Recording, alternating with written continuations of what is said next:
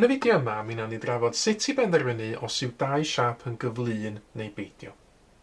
Nawr, os yw dau siap yn gyflun, yna mae'r ymylon cyfatebol wastad yn yr un gymhareb. A be mae hyn yn feddwl? Mae hyn yn golygu bod rhannu par o ymylon cyfatebol wastad yn rhoi'r un ateb. Nawr, gadewch i ni ddefnyddio hyn yn awr i geisio penderfynu yn gyntaf os yw'r ddau driongl yma yn gyflun, a wedyn i benderfynu os yw'r ddau betriol yma yn gyflun. Nawr, be dwi wedi gwneud ydy, dwi wedi lliwio'r ymylon fel bod yr ymylon cyfatebol yn yr un lliw. Felly, enghraifft, mae'r ymyl 15 cm fan hyn yn cyfatab i'r ymyl 30 cm yn y triongl mawr.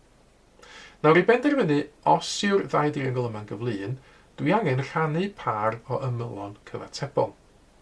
Os na i gychwyn felly drwy edrych ar y ymylon coch sydd yn cyfatab i gilydd, os dwi'n rhannu'r par yma o ymylon cyfatebol, dwi'n gorfod wneud 30 rhannu hefo 15.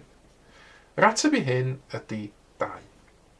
Wedyn, os dwi'n gwneud yr un math o beth ond hefo'r ymylon glas, 14 a 28 cm, y swm rhannu yw 28 rhannu hefo 14, sydd yn 2.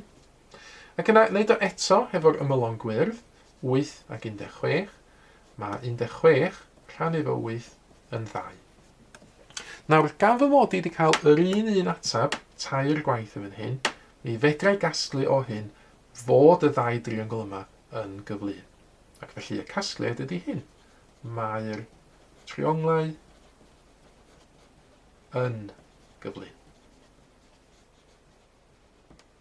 Nawr, ailadrodd y dechneg nawr, ond drwy ystyried y ddau betriol yma. Eto, dwi wedi lliwio'r ymylon cyfatebol. Mae'r 8 cm yn cyfatab i'r 16 cm, mae'r 10 cm yn cyfatab i'r 22 cm. Ac eto, os na i rannu y ymylon cyfatebol, cychwyn efo'r ei coch, 16 rhannu efo 8, ond mae hynny yn 2. Ac yna wneud o hefo'r ymylon glas, mae 22 rhannu efo 10 yn 2.2.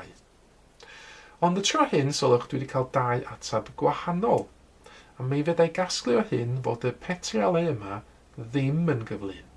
Ac felly y casgliad yn hyn ydy i ddeud nid yw'r petriolau yn gyflun.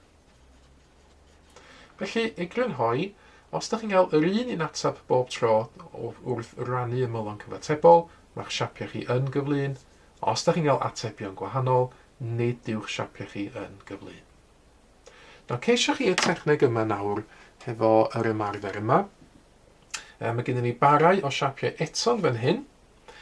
Ceisiwch rannu parau o ymylon cyfatebol i benderfynu os ydy'r siapiau yma yn gyflun neu beidio.